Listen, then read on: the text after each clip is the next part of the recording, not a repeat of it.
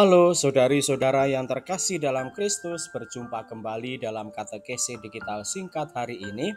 Hari ini kita akan membahas tentang ngaku dosa kok keromo. Mari kita simak bersama-sama. Saudari-saudara yang terkasih dalam Kristus, siapa yang senang dengan pengakuan dosa? Mengaku dosa itu memalukan, berat. Mengakui kesalahan saja butuh perjuangan, karena kita cenderung mau membenarkan diri sendiri. Tetapi bukan begitu keinginan Tuhan. Tuhan itu suci, tanpa dosa, sehingga Ia tidak tahan dengan dosa seperti apapun. Jadi, untuk bisa mengikuti Tuhan, pertobatan itu mutlak perlu. Bisakah kita hanya mengaku dosa kepada Tuhan? Ya, tetapi tidak berhenti di situ. Pertobatan bukanlah hanya perkara si pendosa dan Tuhan. Orang yang berbuat dosa memang sebaiknya mengakui perbuatannya kepada orang yang rohani dan meminta bantuan untuk bertobat.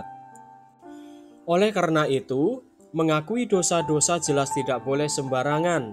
Pastikan bahwa orang yang menerima pengakuan itu dewasa secara rohani, mampu menjaga dan menyimpan rahasia baik-baik, kenal firman Tuhan dengan dalam dan mampu membimbing. Setelah pengakuan dosa, langkah selanjutnya adalah melakukan apa yang benar, berhenti berbuat dosa, dan menggantinya dengan hal-hal yang Tuhan sukai. Demikianlah cara kita bertobat. Alasan untuk mengaku dosa. Pertama, menyadarkan akan dosa. Pengakuan dosa membantu kita menjadi lebih sadar akan kesalahan yang telah dilakukan. Dalam Yakobus bab 5 ayat 16 dikatakan, "Karena itu hendaklah kamu saling mengaku dosamu dan saling mendoakan supaya kamu sembuh. Doa orang yang benar, bila dengan yakin didoakan, sangat besar kuasanya." Pengakuan ini tidak hanya sekadar mengungkapkan kesalahan, tetapi juga merupakan langkah pertama untuk merenungkan tindakan tersebut, bahwa dosa adalah sesuatu yang salah dan merugikan dan kita perlu bertobat. 2. Pembebasan dari beban. Mengakui dosa kepada seseorang yang kita percayai secara rohani menciptakan rasa lega. Dosa yang disimpan sendiri bisa menjadi beban berat, namun dengan mengakuinya, kita memberi ruang bagi pembebasan emosional. Seperti tertulis dalam surat 1 Yohanes bab 1 ayat 9, jika kita mengakui dosa kita, maka Ia adalah setia dan adil, sehingga Ia akan mengampuni dosa kita dan menyucikan kita dari segala kejahatan. Ketiga, mendapat dukungan dan doa. Pengakuan dosa kepada pembimbing rohani memungkinkan kita mendapatkan dukungan dan doa. Kebersamaan dalam doa dan dukungan emosional dari komunitas dapat memperkuat kita dalam bertobat. Dengan dukungan ini, proses pemulihan menjadi lebih mudah sehingga si pendosa dapat pulih. 4. Kesempatan untuk berubah dan bertumbuh. Pengakuan dosa adalah langkah awal menuju perubahan, mengingatkan kita akan menanggalkan manusia lama yang menemui kebinasaannya oleh nafsunya yang menyesatkan, sehingga kita diperbaharui di dalam roh dan pikiranmu dan mengenakan manusia baru yang telah diciptakan menurut kehendak Allah di dalam kebenaran dan kekudusan yang sesungguhnya. Pengakuan membuka pintu untuk pembaharuan diri dan penguatan iman. 5. Mengakui ketergantungan kita kepada Tuhan. Pengakuan dosa mengingatkan kita bahwa kita memerlukan kasih karunia dan belas kasihan Tuhan. Hal ini mengarahkan kita untuk terus bergantung kepadanya, tidak hanya dalam kelemahan tetapi juga dalam memperoleh kekuatan. Pengakuan dosa mengakui keterbatasan kita dan mengundang Tuhan untuk bekerja dalam kehidupan kita. 6. Menjaga sesama orang percaya. Dalam komunitas Katolik, pengakuan dosa itu perlu. Jika kita mengaku dosa kepada seseorang dan orang itu juga mengakui dosanya kepada kita, tentu akan tumbuh rasa saling percaya. Selain itu, hal ini juga akan memperkuat hubungan dan menjaga integritas satu sama lain. Pengakuan dosa mendorong lingkungan yang jujur dan terbuka, di mana setiap orang dapat belajar dari kesalahan satu sama lain dan mendukung pertumbuhan spiritual bersama. Jalan menuju hidup seperti Kristus. Dengan demikian, pengakuan dosa itu perlu. Pertobatan yang benar mendukung kehidupan rohani yang sehat. Melalui pengakuan, kita mengenali keberdosaan kita, menerima pengampunan, dan memperbarui komitmen untuk hidup yang lebih baik dan lebih sesuai dengan ajaran Kristus. Setiap pengakuan adalah langkah menuju pembebasan dan pembaruan. Bagi orang Katolik, selama Prapaskah dan masa Advent ini, di setiap gereja di paroki-paroki sudah terjadwal mengenai pengakuan dosa. Biasanya orang Katolik mengaku dosa mereka kepada seorang romo atau imam. Bagi orang Katolik, mengaku dosa kepada seorang romo adalah wajar, dalam arti hal itu merupakan bagian dari ritual sakramen rekonsiliasi atau lazim disebut sakramen tobat. Namun, tidak jarang orang Katolik dihadapkan dengan pertanyaan-pertanyaan dari orang-orang yang berbeda keyakinan dari iman Katolik.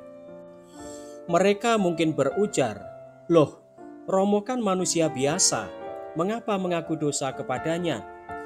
Atau mungkin mereka bertanya, "Mengapa orang Katolik tidak langsung mengaku dosa kepada Allah?" Mungkin yang lainnya lebih ekstrim lagi mencela, "Bukankah Romo juga manusia biasa yang juga pernah berbuat dosa? Mengapa orang mengaku dosa kepada orang berdosa?" Mendengar pernyataan-pernyataan seperti itu, kalau orang Katolik tidak tahu jawabannya akan mudah terpancing emosi. Atau kita hanya menjawab, "Ah, ini kan iman saya, jangan campuri iman saya dong." Biasanya kita menjawab seperti itu untuk menghindari konflik saja. Berhadapan dengan situasi seperti itu, orang Katolik harus tetap tenang dan rasional. Berikut jawaban yang rasional mengenai pertanyaan-pertanyaan semacam itu melalui 5 alasan orang Katolik mengaku dosa kepada seorang romo atau imam. Pertama, dasar kitab suci. Jika orang yang bertanya itu paham tentang kitab suci, maka perlu dicerahkan dengan beberapa penjelasan ayat kitab suci sebagai berikut. Pertama, dalam surat Yakobus bab 5 ayat 16, Allah melalui kitab suci memerintahkan kita untuk saling mengaku dosa dan saling mendoakan. Ingat bahwa kitab suci tidak memerintahkan kita untuk mengaku dosa langsung kepada Allah. Sekali lagi, kitab suci mengatakan untuk mengaku dosa kepada satu sama lain. Lebih lanjut, di dalam Injil Matius bab 9 ayat 6, Yesus mengatakan kepada kita bahwa Dia diberikan kuasa di dunia ini untuk mengampuni dosa. Lalu ditegaskan dalam ayat 8 bahwa kuasa itu diberikan kepada manusia. Allah yang telah memberikan kuasa sedemikian itu kepada manusia. Lebih daripada itu, dalam Injil Yohanes bab 20 ayat 21 sampai 23, kata-kata pertama saat ia berkumpul bersama murid-muridnya sebelum kebangkitannya adalah, "Damai sejahtera besertamu. Seperti Bapa telah mengutus aku, demikian pula aku mengutus kamu." Apa tugas Yesus di dunia sebagai utusan Bapa? Ya, seperti yang dikatakan dalam Injil Matius bab 9, yakni ia diberi kuasa untuk mengampuni dosa. Dan sekarang, Yesus mengutus murid-muridnya dengan kuasa yang sama seperti Bapa telah mengutusnya, yakni kuasa untuk mengampuni dosa. Jika si penanya masih penasaran, tegaskan dengan ayat 22-23 dari Injil Yohanes. Dan sesudah berkata demikian, ia menghembusi mereka dengan berkata, "Terimalah Roh Kudus. Jikalau kamu mengampuni dosa orang, dosanya diampuni. Dan jikalau kamu menyatakan dosa orang tetap ada, dosanya tetap ada." 2. Seorang romo bertindak sebagai in persona Christi.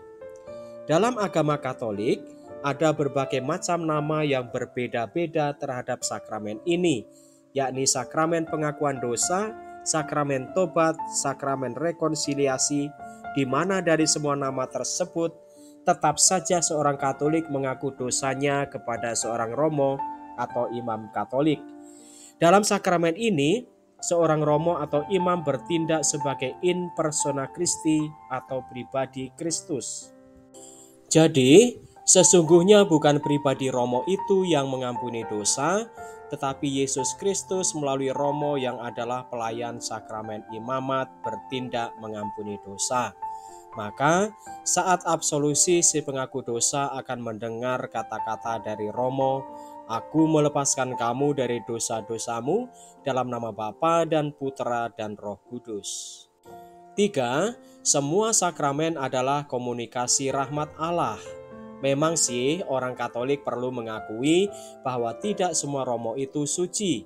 Namun berkaitan dengan sakramen, pertama, rahmat dari sakramen itu selalu ada pada dirinya sendiri.